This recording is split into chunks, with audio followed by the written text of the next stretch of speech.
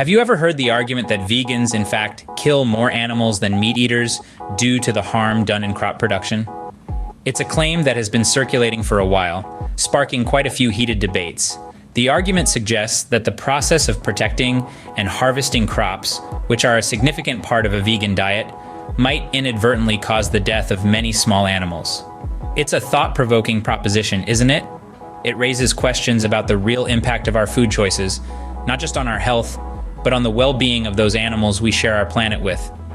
But how much truth is there in this assertion? Is it just a myth spread by those who resist change, or does it hold some water? It's high time we examine this claim more closely. In this video, we will dissect this argument and shed light on the truth. Before we dive into the argument, let's understand the basics of veganism. At its core, veganism is not just a dietary choice, but a lifestyle. It's about making conscious decisions to stand for ending the exploitation of animals. Vegans abstain from using or consuming any products derived from animals, be it meat, dairy, or leather and fur. The principles of veganism transcend personal choices, championing a profound commitment to both individual ethics and the preservation of our environment in the relentless pursuit of animal rights. Livestock farming contributes significantly to greenhouse gas emissions, deforestation, and water pollution. While vegans put animal rights as the priority, the environmental impacts of animal agriculture also directly impact the lives and therefore the rights of animals. We will explain this more later in the video. It's also essential to remember that veganism, like any other lifestyle, is not about perfection. Instead, it's about striving to cause the least amount of harm possible, given our circumstances and resources.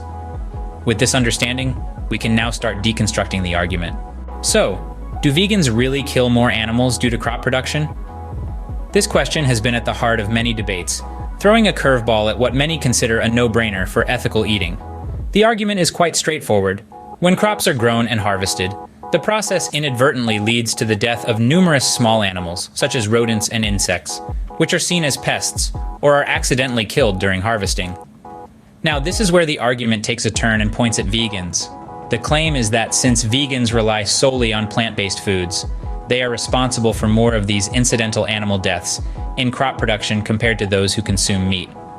Thus, the argument concludes that a vegan diet, contrary to popular belief, is not as animal-friendly as it seems. While this argument may seem compelling at first glance, it's worth noting that it's often presented without context, missing some crucial information that we'll explore in the next scenes. It's also important to bear in mind that this argument does not consider the vast differences between the number of animals killed in crop production and the number killed in animal agriculture. In addition, the argument tends to oversimplify the vegan standpoint, which is not solely about numbers, but also about intent and the pursuit of causing the least harm possible. It's about making conscious choices, knowing that perfection is unattainable, but striving towards reducing harm and exploitation wherever feasible.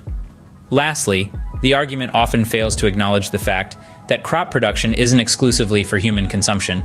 A significant portion of crops are grown to feed livestock in animal agriculture, which we'll delve into in the next scene. Now that we understand the argument, it's time to debunk it. As we peel back the layers of this claim, we'll find that the reality is far more complex than it initially appears. The narrative that vegans cause more animal deaths through their diet is not only misleading, but also a gross oversimplification of the intricate relationship between our diets and the world around us. We must first remember that livestock animals also need to eat. It may seem like a simple concept, but it's a crucial piece of the puzzle when discussing the impact of diets on animal deaths. You see, livestock animals don't just magically grow to their full size without consuming any food. They require a substantial amount of nourishment. And where does this nourishment come from? Primarily from crops. Now let's delve a bit deeper into this. The typical cow, for example, consumes about 22 to 27 pounds of grain per day. That's a lot of grain, and that's just for one cow. Now imagine the over 92 billion land animals around the world, raised for livestock, and all consuming similar amounts of crops. Put simply, the scale of crop consumption by livestock is staggering. In fact, a significant portion of the world's crop production is actually dedicated to feeding livestock, not humans. This means that the production of meat and other animal products necessitates a much larger scale of crop farming than would be required if we were all eating plant-based diets. So, what does all this mean for our little field-dwelling friends who are unfortunately caught up in the crop farming process? Well, it's not good news. The more crop farming we do, the more of these little guys are inadvertently harmed. If we're looking at this purely from a numbers perspective, it's clear that the number of animals affected by crop farming for livestock feed far outweighs the number affected by crop farming for human consumption. It's a simple matter of scale. So when we're considering the impact of our diet choices on animal deaths, we need to take into account the full picture. And that picture includes the vast quantities of crops eaten by livestock. Therefore, it's clear that meat production leads to more crop-related animal deaths than vegan diets. We shouldn't just look at the final product on our plates, but consider the entire process that got it there. And when we do that, the argument against veganism based on crop-related animal deaths simply doesn't hold up. Another essential point is the difference between direct and indirect harm. It's a distinction that's critical to understanding the vegan perspective. Direct harm, as the term suggests, involves deliberate actions that cause harm or death to another being. In the context of diet, this relates to the killing of animals for their meat. A cow, a chicken, a pig, or any other animal raised for consumption has their life ended prematurely, and often under distressing conditions. This is a clear example of direct harm, an intentional act that brings about the death of an animal for our consumption. On the other hand, we have indirect harm. This is harm that arises not out of intention, but as a consequence of other actions. In the realm of agriculture, it's true that some animals may be inadvertently harmed during the process of growing and harvesting crops. A field mouse could be disturbed or even killed when a field is plowed, for example. But it's important to remember that this is not the aim of the action. It's an unfortunate side effect. What veganism advocates for is avoiding animal exploitation as much as possible. By choosing not to consume animal products, we're actively refusing to participate in a system that directly harms and kills animals. This is not to say that indirect harm isn't important or shouldn't be minimized. It should. But the focus of veganism lies in eliminating direct harm. We have to remember that in our current world, it's virtually impossible to live a life that's completely free of harm, be it direct or indirect.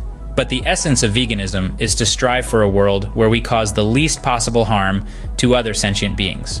It's about making conscious choices that align with a philosophy of compassion and respect for all life. So, when we talk about the harms associated with a vegan diet versus a meat-based diet, we have to consider the intent, the directness of the harm, and the possibilities for reduction. Veganism, thus, focuses on minimizing direct harm to animals. Finally, let's consider the bigger picture. When we talk about veganism, it's not just about the direct harm done to animals through our dietary choices. It's also about the harm we cause to the environment, the very habitats these animals call home. You see, the meat and dairy industry is a significant contributor to greenhouse gas emissions, deforestation, and water pollution. Shifts towards vegan diets could drastically reduce these impacts, helping to mitigate climate change and preserve vital habitats that countless species depend on. Moreover, by choosing to consume plant-based foods, we're also choosing to use our resources more efficiently. It takes far less land, water, and energy to produce a pound of lentils than it does a pound of beef. So while the debate around crop deaths is important, it's just one piece of a much larger puzzle. In the grand scheme of things, veganism is a more sustainable and less harmful choice. So, where does this leave us? We've taken a deep dive into the argument that vegans cause more animal deaths through their diet than meat eaters. We've examined the basics of veganism, dissected the crop argument, and looked into the diet of livestock. We've also explored the difference between direct and indirect harm and zoomed out to see the bigger picture. Through this inquiry, we've discovered that a vegan diet actually results in fewer animal deaths. This is due to the fact that livestock consume far more crops than humans, leading to a higher number of deaths from crop protection and harvesting. In addition, the direct harm caused by the meat industry far outweighs any indirect harm that may occur from crop production. The argument that vegans kill more animals, therefore, doesn't hold up against the facts. Thank you for joining us in this exploration of truth. Before we wrap up this video, we want to remind you of the power you hold. By simply sharing this video, you can help debunk myths and spread awareness about the true impact of our dietary choices. If you found this content valuable, please hit that like button and share this video with others who might have questions about the argument over crop deaths and veganism in general. It's through dialogue and education that we can create a more compassionate, sustainable world. And remember, this is just one of many discussions we will have on this channel. If you're not already a part of our community, we invite you to subscribe to Solarpunk Vegan. Doing so will notify you whenever we release new content exploring environmentalism, veganism, and a brighter future. Thank you so much for your time, your openness to new ideas, and your commitment to making the world a better place. Until next time, stay curious, stay compassionate, and stay inspired. Peace.